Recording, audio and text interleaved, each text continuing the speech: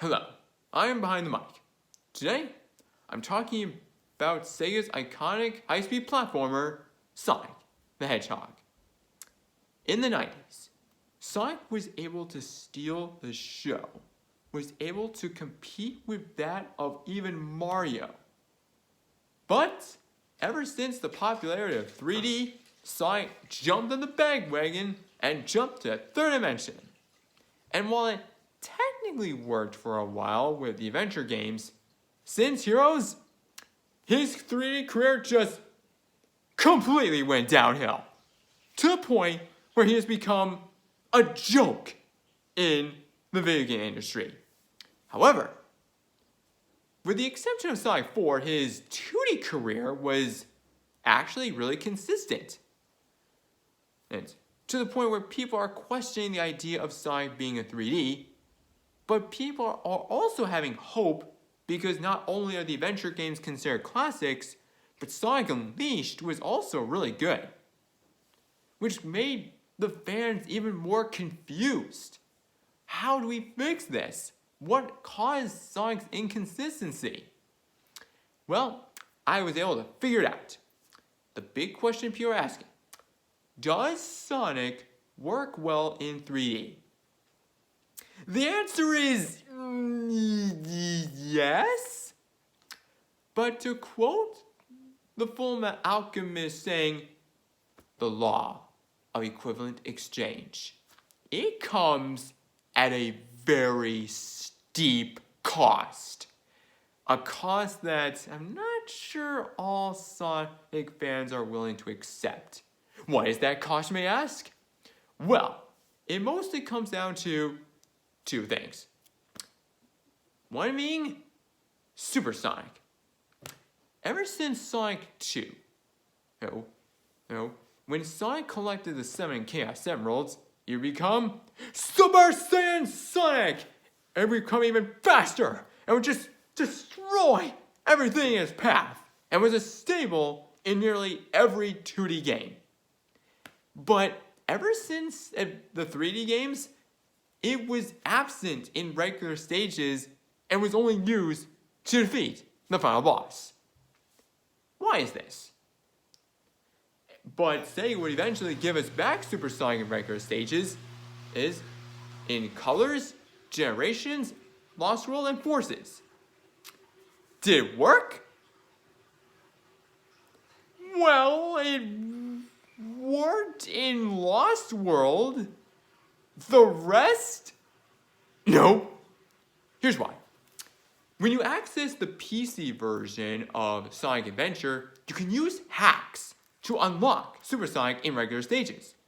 But when you do, that's when the problems become obvious. Supersonic in 3D becomes so fast that it's very easy to fly right off the stage. I mean, imagine playing Skydeck while using Supersonic. It would be torture.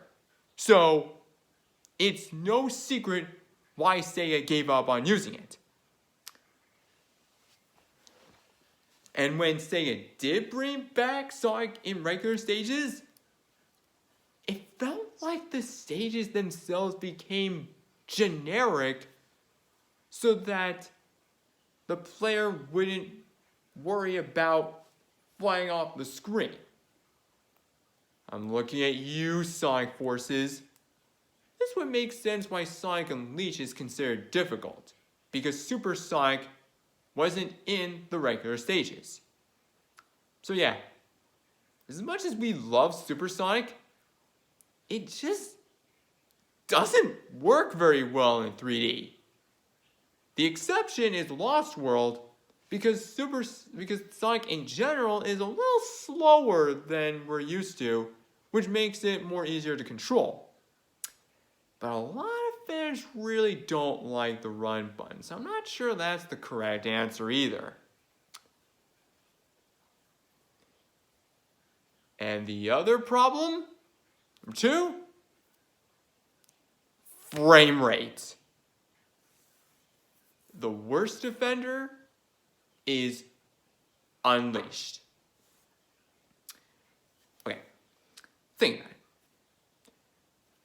If Sonic Unleashed, not the warehouse levels, the daytime stages, if they suffer from frame rate issues, despite the PlayStation 3 being considered a very powerful console and is considered more powerful than the freaking Wii U, then what makes you imagine that Sega is capable of making a Sonic Adventure-esque game on a modernized Nintendo console? The answer? No. This is what makes games like Rayman Legends and Sonic Mania on Nintendo work so well. Because it's 2D, you don't have to worry about frame rate. But with 3D games, there's always going to be that issue with frame rate, especially for the more modern titles.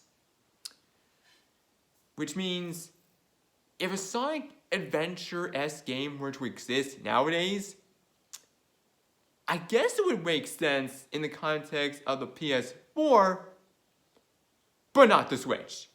That's impossible. So, Sonic fans, are you willing to accept the cost? That is the question.